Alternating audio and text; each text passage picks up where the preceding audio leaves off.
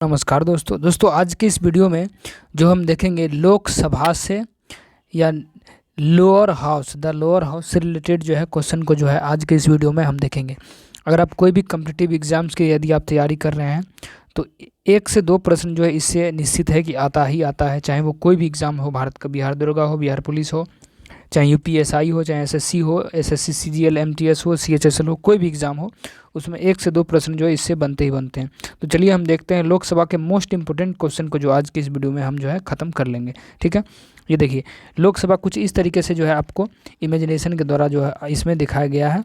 ठीक है, देखिए इसको निम्न सदन भी कहा जाता है, लोकसभा को, राज्यसभा को उच्च सदन भी कहा जाता है। ठीक है, अब देखिए तो क्वेश्चन से हम चलते हैं थोड़ा। देखिए, जनता द्वारा प्रत्यक्ष रूप से निर्वाचित सदन को क्या कहते हैं? जनता के द्वारा जो प्रत्यक्ष रूप से निर्वाचित जो सदन होता है उसको हम क्या बोलते हैं? तो उसको जो है लोकसभा बोलते हैं। जनता द्वारा प्रत्यक्ष रूप से निर्वाचित सदन को क्या बोलते हैं? तो उसको बोला जाता है लोकसभा, जो बोला जाता है ऑप्शन नंबर ए। ठीक है, अब देखिए लोकसभा चुनाव किस पद्धति से कराया जाता है? लोकसभा जो चुनाव होता है किस पद्धति यानी किल इलेक्शन मेथड के द्वारा जो है कराया जाता है? तो प्रत्यक्ष मतदान विधि के द्वारा जो है कराया जाता है। प्रत्यक्ष मतदान यानी ऑप्शन नंबर सी, प्रत्यक्ष मतदान के माध्यम से।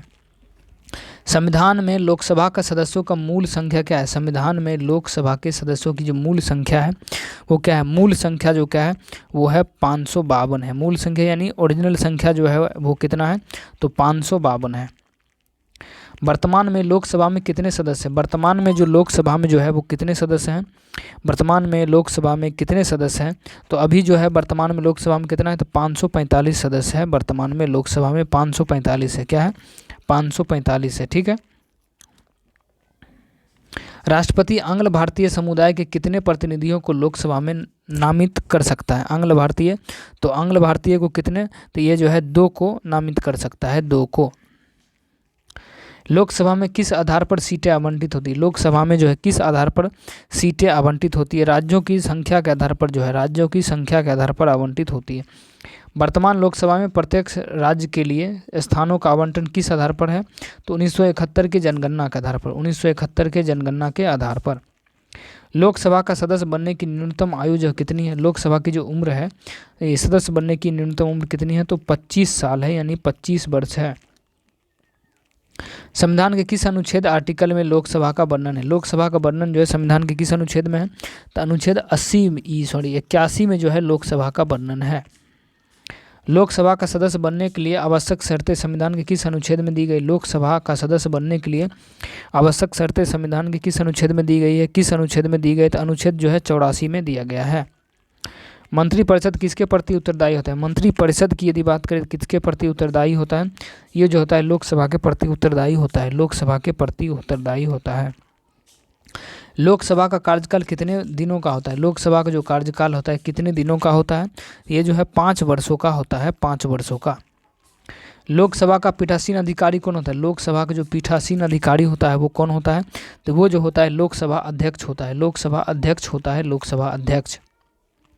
लोकसभा अध्यक्ष की अनुपस्थिति में लोकसभा की बैठक की अध्यक्षता कौन करता है? लोकसभा की अध्यक्ष की अनुपस्थिति में लोकसभा बैठक की अनुपस्थिति कौन? तो उपाध्यक्ष जो है करता है।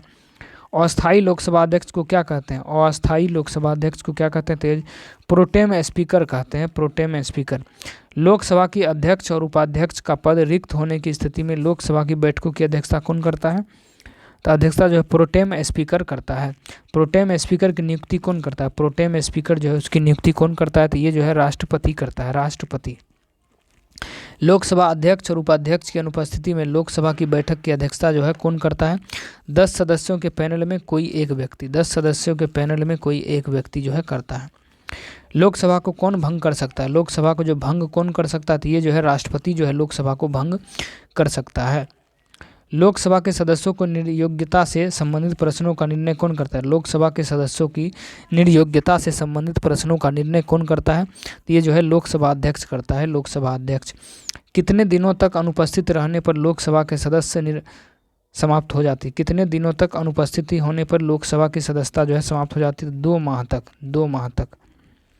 लोकसभा का अध्यक्ष अपना त्यागपत्र किसको देता है? तो ये जो है उपाध्यक्ष को देता है।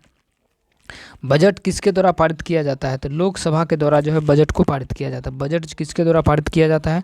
तो लोकसभा के द्वारा। अविश्वास प्रस्ताव किस सदन में लाया जाता है? अविश्वास प्रस्ताव जो है लोकसभा में लाया जाता है। अविश्वास प्रस्ताव लोकसभा में लाया जाता है। किस विधेयक को केवल लोकसभा ही पारित करता है? तो वित्त विधेयक को जो है लोकसभा ही सिर्फ पारित करता है। वित्त विधेयक को केवल लोकसभा ही पारित करता है। किस अवस्था में संसद लोकसभा का कार्य बढ़ा सकती है? किस अवस्था में संसद लोकसभा का कार्य बढ़ा सकती है? तो आपातकाल की स्थिति में। आपातकाल की स्थिति में संसद एक बार में लोकसभा के कार्यकाल में कितने समय के लिए वृद्धि कर सकता है? तो 1 वर्ष की वृद्धि करता है। एक बार में कितने? एक बार में 1 साल की वृद्धि कर सकता है। किस वर्ष लोकसभा का कार्यकाल 1-1 कर 2 बार बढ़ाया गया था? 1-1 करके 2 बार। तो 1976 में जो है 1-1 वर्ष कर कितना बार? 2 बार जो है बढ़ाया गया था। भूतपूर्व संसद सदस्यों का पेंशन व्यवस्था कब लागू की गई? भूतपूर्व सांसद सदस्यों की व्यवस्था या पेंशन जो है कब लागू की गई? तो 1976 में। 1976 में। कौन सा राज्य सबसे अधिक प्रतिनिधि लोकसभा में भेजता है? कौन सा राज्य सबसे अधिक प्रतिनिधि लोकसभा में भेजता है? तो ये जो है उत्तर प्रदेश जो है भेजता है, उत्तर प्रदेश। ठीक है, तो चलिए, तो देखिए दोस्तों, अगला हम किस टॉपिक पर आप वीडियो चाहते हैं, ठीक है, उसको आप कमेंट कर सकते हैं, उस पर हम वीडियो बनाने का पूरा प्रयास करेंगे। तो अभी के लिए जय हिंद। यदि आपने हमारे चैनल को सब्सक्राइब नहीं किया है तो ज़रूर से ज़रूर करें। फिर से मिलते हैं अगले वीडियो में। अभी के लिए जय हिंद।